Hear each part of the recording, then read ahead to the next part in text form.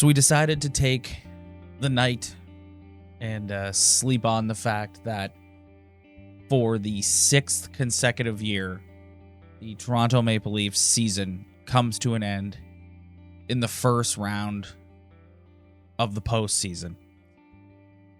Lots to unpack here. This loss feels different than the 5 others to me. When they got eliminated by the Habs last year, going into this season, it was pretty clear cut in my mind. It was playoff success or bust. And I don't think it's as black and white as that. If you really sit down and look at the season as a whole and you look at the way they played against the Lightning in this first round, which in my opinion makes this all the more painful. It's not as cut and dry as that. And I think we're going to have some really interesting conversations as we move into the offseason about the future of this hockey team. To me, that series comes down to a minute of high-staking penalties. They don't take 2 high-staking penalties. I think they win the series. Yeah. And in years past, it's been about lack of individual performance and the lack of ability to show up in a big hockey game. And they were right in it till the end. I just think that just a couple missed opportunities as a team and a minute of bad penalties was what cost them the series. Yeah, and I just thought, Game 7, you texted me this last night. The Tampa Bay Lightning put on a clinic as to how you win a big game. Yeah, there was nothing getting to their net. Yeah. Like nothing. The way they just shut you down, the way they clog every shooting passing lane with their bodies and sticks. Just unbelievable defensive effort. Yeah. Like unbelievable. Yeah, I wanted to, like I said, we've got lots of time to discuss, like, is somebody going to get fired? Are they going to break up the core? Are they going to whatever? We'll talk a little bit about that today. But yeah, let's talk about the series and where it went wrong. And you just highlighted the minute of high sticking penalties. And I'm with you on that. The officiating definitely played a role in this series. I'm like, you and I have never been come on here and yell and scream about the ref guys, but the penalty on Justin Holl last night that disallowed the Tavares goal was absurd. And yeah, the call on David Kampf in Game 6, that was like a phantom call where he got his stick up on the guy's shoulder. Like, they didn't have the bounces go their way, and it just feeds more and more into this curse narrative that you and I have been pushing. But it's also, they played a savvy veteran team that knows how to win big games. It's that simple. Yeah, I think the officiating was a big factor early on, but I think they could have won. I think it didn't really matter in the end. To me, the biggest difference in this series from the Leafs winning and losing was ultimately special teams. Yeah, their power play. Their power play, the top power play in the NHL. Like they couldn't click. No, they couldn't even find like. Look at the way Tampa Bay's power play ran in the last 2 games. Like the Leafs were hemmed in for 2 straight minutes on every single power play they had. And the amount of great shots they got towards the net, and the Leafs they went back to just passing it around and just not finding any sort of shooting lanes for anybody. Mm-hmm. And I thought they had so many chances in the last 3 games on power plays to take advantage of an opportunity, and they couldn't do it. They really couldn't do it. Let's talk about Jack Campbell. I thought he had a really good series, but he's an interesting conversation topic going into the offseason, and he's going to be judged on how he performs in the big games. And again, I thought he was really good. I thought he was really good, but I thought Andrei Vasilevsky, particularly in Game 7, was great. And I don't think Jack Campbell should have any sort of blame. I thought he played more than well enough to win this series. Yeah, me too. I think that's bullshit. Anybody blaming the goaltender. Yeah. They had so many opportunities, man. Mm-hmm. They couldn't cash. And they both had equal save percentages in the series. Both guys were .897. Yeah. Their numbers were pretty much the exact same. It was just came down to which team was going to score the big goal. Yeah. Yeah, Here's my problem with Game 7 was, where's Nick Paul on the Leafs? Oh, a guy who just has the game of his life. Every single elimination game this team has, they just don't get that performance. They like just from somebody on the third line or the second line or the goalie or a defenseman. They can never find that Nick Paul performance. Well, and I think that's another narrative about this series is the disappearing of the depth hockey players. Like games 1, 2, and 3, we were sitting here raving about Engvall, Mikheyev, Kampf, Kasha, like those guys and the difference they were making. Pierre Engvall did a nosedive. Yeah, game 1, I thought we came on here and I said Pierre Engvall was one of the best players on the ice. Yeah. The problem I had with that line was as the series went on, 5-on-5, they were just no threat to score at all. And they had a good couple of games and Keefe seemed to rely on them a lot. Like I felt like watching these games every time I turn around, that line is on the ice. And I just thought he just relied on them. And Sheldon Keefe is going to be a huge conversation topic for me going into this offseason. I got some takes on Sheldon Keefe, but yeah, the disappearance of the depth hockey players. And you're right, Nick Paul goes out there and he almost got a third one when he slammed into Campbell and went into the net. He just decided he was going to go out and have the game of his life. Yeah, and they never get that performance. No. They just don't. And it's just it's amazing to watch how many ways this hockey team can lose a game. It's just wild. You don't show up. One year you don't show up. One year you score some goals, but your goaltending sucks. And then this year it's like they had a pretty good game and a pretty hard-fought series. And I thought a minute of penalties decided this whole series for them, but they just can't find. It's amazing. They just can't grab. No, it, they can't. They cannot do it. And it kind of set into me last night. I'm watching the third period. I was with a bunch of people last night watching the game, and we're watching the third period. And halfway through, you're recognizing as you watch, you're like, okay, they're only down a goal. We got an entire period to tie this thing up. There's more than enough time. Let's do this. But you're just watching, and they're on the perimeter. Tampa's just forcing them to the outside. They're not getting any quality looks through the middle. They were no. Yeah. The amount of times a defenseman mostly, would get the puck at the point and have some room to skate in. But as soon as he started skating in, he just froze completely and ended up trying to wrap around the net.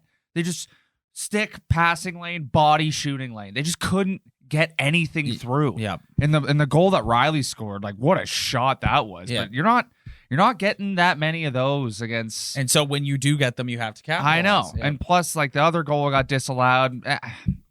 Was it? It was a penalty technically if you really had to dissect it, but in that situation, it was like, come on, pretty ticky-tack. Like it's just eventually like things even out in the series. I thought that could have gone their way, but it didn't. Going into this series, I posed the question to you and I said, if they get eliminated but they go down swinging and have a hard-fought series, would it change your perspective on the future of this hockey team? I would like to revisit that question with you right now because that's exactly what happened. For me, it does. You can go on and look at our video last year. Some of you in the comments have astutely thrown in my face that I came on here after they got eliminated to Montreal last year and said, blow the whole damn thing up.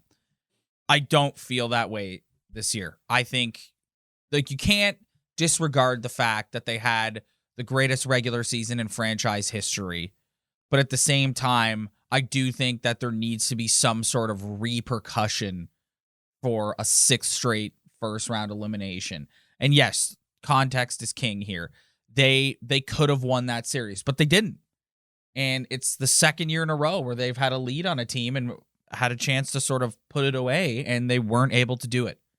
And so I do think that there should be some change. I'm not in the camp of in the camp. I'm not in the camp. He's got one more year, so he's not going anywhere. No, I'm not in the camp of blowing it up, but it's really hard. This is going to be really interesting. I'm really, really interested, and we're going to be back to do an episode this week to talk about all the post-mortem and comments of Kyle Dubas and Brendan Shanahan and Sheldon Keefe. I'm really interested to hear, because last year it was killer instinct. We need to develop that killer instinct, and I do think that still applies this year, but I anticipate if I look at my crystal ball, I see a lot of, we took the 2-time defending cup champs right to the brink, and we think we're right there, but And I agree with that, but I also think that there's some DNA change that needs to go on with this hockey team. Like your point about Nick Paul and how they don't have a guy who steps up the way he does. Yeah. And do you look at moving out the bottom six? Like, what do you do with the defense? I mean, the way expiring deals are coming, like they might have no choice but to kind of move around the bottom six. Yeah. So, I mean, what I saw the Leafs need 2 more defensemen who have some speed. Yep. They have too many guys back there who aren't fleet of foot. And that was one thing about their team that I noticed. Like Lyubushkin's slow. Slow. Slow. Hull is the slowest hockey player I've ever seen. TJ Brody's not too fast, but he's not like he's fine. Yeah. It's just I think you need I need 1 or 2 guys back there with a little more speed and a little more ability to get back and not be so flat-footed against fast hockey players. A huge criticism last year in the series loss to the Montreal Canadiens was the performance of the Stars. I don't think that criticism is valid at all this year.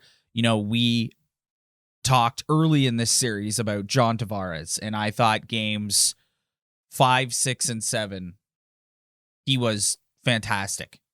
I think the only thing they could be criticized about is the power play. Yeah. I don't think they just don't know how to call an audible. You know, it's just Nylander on one side, Matthews on one side. It would just Matthews, Riley, Nylander. Like it's just back and forth, shot blocked out of the zone. It's like they needed to learn how to call an audible in that situation. They just had no dangerous chances, and just that's the only thing I didn't love about them. But in terms of like last year was effort. Like you were just looking at plain effort and get them getting completely shut down.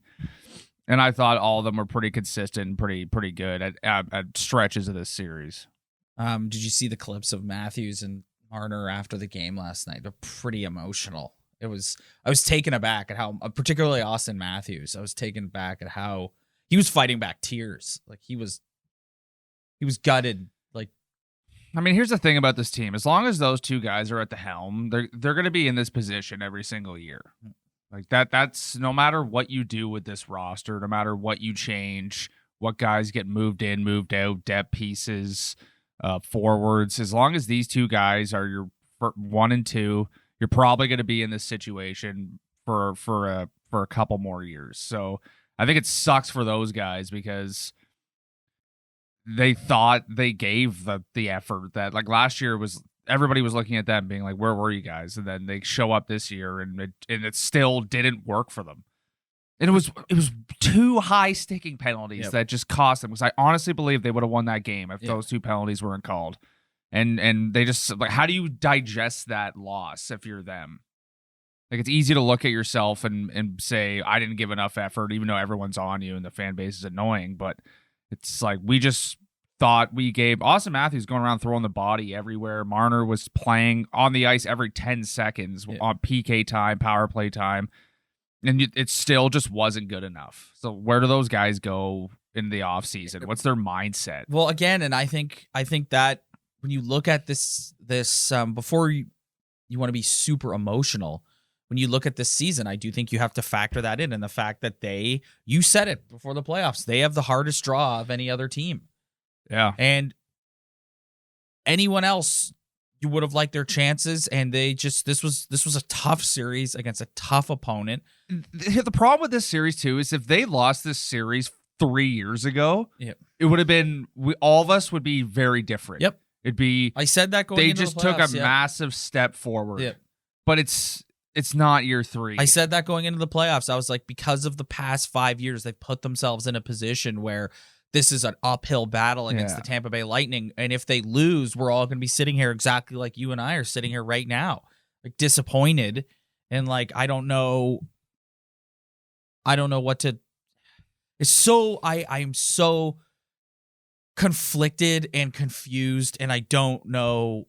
Part of me is like raging angry. Part of me is like heartbroken for these guys. Like part of me is like, do you do wholesale change with respect to management? And part of me is like, no, do you just stay the course because they had such a great regular season? It's like, what do you do? I don't know what to do.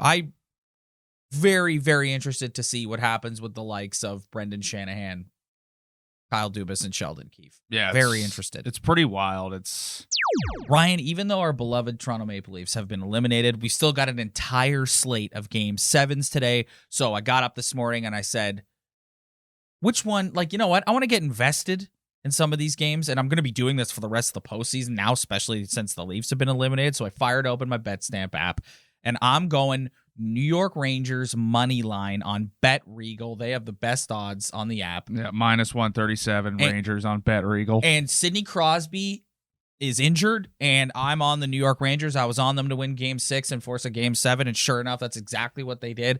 I think the combo of no Sidney Crosby plus Louis Domingue in the net for the Pittsburgh Penguins is not a winning recipe, so I'm going New York Rangers money line on Bet Regal. Well, hopefully today ends my absolute garbage losing streak. I hope you guys haven't been following my picks because I have just been ice cold, but I'm circling back just like my last pick. The Edmonton Oilers won Game 7, so I think the other team in Alberta is going to take it. Game 7, they're just better than the Dallas Stars. Yes. I don't get why this series isn't over yet. I know the Stars goaltender's playing out of his mind, but I'm going Calgary, money line, -184. I know they're the favorites, but I just think that it's just... Since the Leafs are eliminated, the hockey gods are going to give us the Battle of Alberta. It's just I don't understand why this series has gone 7 games, regardless how good the goalies played. So I'm going Calgary -184 on Bet Regal. The way you can do exactly what Ryan and I just did is you go in your app store, you download the BetStamp app, or you click the link below. Upon sign up, use promo code BUDS. The BetStamp app is the best way to line shop across all your various sportsbook accounts. It's really the best way to do it because you want to get the max value for your money. And the only way to do that is to have multiple accounts with multiple books. And the best part about this app is you can keep track of all the books. Like we said, we're going Bet Regal for both games because they have the best line. Yeah, the most amazing part about this app too is I didn't even know half these like books existed. And now it's like, now I have so many different options to get the best odds I could possibly get for this Calgary money line bet I'm on. So once again, hit the link in the description below or download the BetStamp app. Use promo code BUDS, and that'll give you access to all the various sports books. You can keep track of it all in there. Like I said, it's an aggregate of the books. It's like for someone like me who just needs this sort of organization, that's what I love the most about this app. There's nothing else like it, especially now when the sports betting industry is absolutely booming. There's no better tool than the BetStamp app. So hit that link in the description below, use promo code BUDS, and line shop to your heart's content and get the best value for your money. Can I give you my one emotional take? Yeah. I promised myself and I promised you that we weren't going to come on here today. We were pretty broken after Game 6, so I wanted to have more of a level head today. But I do have one sort of knee-jerk hot take I'd like to say. I would like to see Sheldon Keefe removed as head coach of this hockey team. I think somebody needs to pay the price for 2 years in a row of being up in the series and not being able to close out your opponent, and I think it should be him. I did not like his situational coaching in this series at all. I think they would benefit from a new voice. There's lots. I can't remember a time when there's so many like high-end coaching prospects available. That's the thing. It's Barry Trotz, Rick Tocchet, like so many like well-respected guys that are just sitting there waiting for the taking. Mike Babcock. Well, he might end up in the island. So that's my one knee jerk. I know everyone was waiting for me to come on here and yell and scream about things, and that's the only thing you're getting from me today is I would like to see Sheldon Keefe removed as the head coach of this hockey team. And because like I know people are going to comment and be like, well, it's the players. And it's like, yes, but I think there's going to be change to the players anyway. Because as your point about you have they've expiring contracts, the way it's set up with the bottom six is always going to be sort of interchanging. What's Jason Spezza's future? Does he re-up for another year? Yeah. I think he's got gas in the tank. Yeah. Like I could totally see him doing it. What do they do with Mark Giordano? Yeah. Can they move out a contract? Do they consider breaking up the big four? And then when you start talking about that, you start looking at William Nylander. And whether you like that or not, Nylander's the obvious choice because he has the most tradable and appetizing contract for other teams. Yeah. No one's going to take John Tavares. Even though John picked his game up, no one's taking him at $11 million. And they're not moving Matthews and Marner. So no, they're stuck with John Tavares. Yeah. So and I never want to see Alex Kerfoot in a Maple Leaf uniform ever. So there you go. I've seen enough. I do think that there is going to be lots of roster change. So I'm not going to hone in on that right now, but I am going to hone in on Sheldon Keefe. And I think a coach deserves to be fired when your team has the most successful regular season in franchise history and then can't get it done in the playoffs. And I just think, like, let's get a new voice in here. This 2 years in a row now with him behind the bench of, like, the power play disappearing in big moments. Like last year down the stretch, power play was nowhere to be found. This year in the playoffs, power play is nowhere to be found. I don't think they've scored a power play goal in an elimination game, like a game 7 and ever. Yeah. This run here. So I just think, and I know Dubas and Keefe are boys and like have been together forever. But that's going to be a tough firing, man. Yeah. I don't see one getting fired without the other. I just don't. So then maybe, and in fairness too, it's like this was Sheldon Keefe's first real season as a head coach in the NHL. Yeah, sure, but like he's been here for a few years now, and it's just. I don't believe he's the guy that can get them over the hump. If Sheldon Keefe, the question I ask myself when you're talking about this is, if he gets fired tomorrow, what are you going to miss about him? Nothing. Like, it's just, yeah. Like, do I like I personally like the guy. So do I. I feel like I would like playing for him. I thought in the All or Nothing, some people thought he came off as a little bit annoying. I didn't. Mm-hmm. I thought he was like the right amount annoying. I like the way he thinks about this team. I think if you put some true serum in him, he would have the same opinions that a lot of Leaf fans have in terms of what this team needs. But at the end of the day, if there's good replacement options, Sheldon Keefe gets let go tomorrow. There's not many things in my mind where being like, man, I'm really going to miss this or what a resume or whatever. It's just it's kind of like whatever. I'm sorry. This is a results oriented business. The postseason results haven't been there. Someone has to pay the price for that. I'm sure there's people watching this saying Kyle Dubas as well. You could make the case to remove Kyle Dubas. I'm not in favor of that because I think he has said this all season on this podcast. I think he did a really great job of bringing in guys. But I was going to say he did a really good job of bringing in depth guys to surround the core. But then we're talking about Nick Paul and how they don't have a guy like Nick Paul who steps up in that moment. Now, Kyle Dubas it's not so much about they don't have it. I think they have a Nick Paul. It's just they don't step up in the big moment. Yes. I don't think Nick Paul is an elusive hockey player that you want on your team. I just frustrated that I think there's plenty of Nick Pauls on the Leafs, but just they don't step up in that big moment. I'm glad you said that because the fact Pierre Engvall did a bit of a nosedive in this series, is that Kyle Dubas' fault? No. I think... And I really don't want to go through the removing of the general manager and bringing in a new guy. And because we just tried the new school, we're going to revert back to the old school and they'll hire some old guy who's been around the league before. And we have to have the introductory press conference and we have to philosophy change and blah, blah. Like, I don't. At the same time, though, I'm pretty done with this era of the Leafs. I'm pretty done with his press conferences. I'm pretty done with his way of running this hockey team. Like, I'm also pretty over that too. So you're honing in on Dubas. Am I someone who like wants him gone? Like, no, if he stays around, I don't care.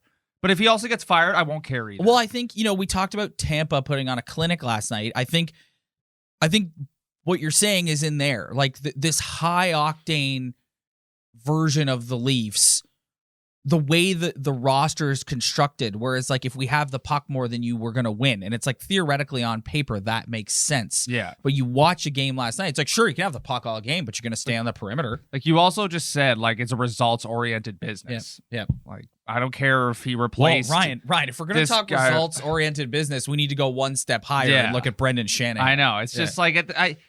I think Dubas has done a decent job. Like he's put together a team that makes the playoffs every year that's knocking on the door. They do go to an elimination game every single year. Yeah. It's not like it's pretty wild like how they get eliminated every season. But I'm also on one side saying if he gets canned, I'm not gonna I think I'm good with it. Everything, I don't know. That's what I meant earlier when I said everything's on the table. So time will tell. and it remains to be seen.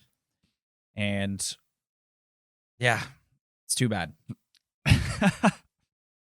Heartbroken. Yeah. You just knew it. You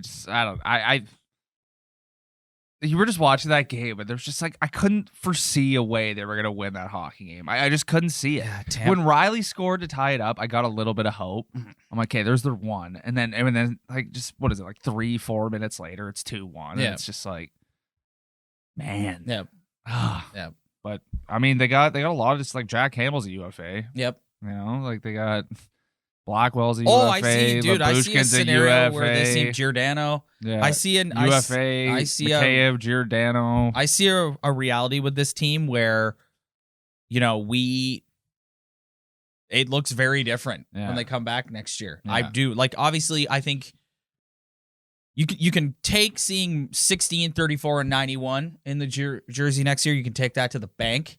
I know there's a lot of people who are going to get upset about 88, but guys, I'm sorry. Like, if you want to make like real change to the DNA of this team, and people will be like, well, what are you going to get back from? And it's like cap space, potentially.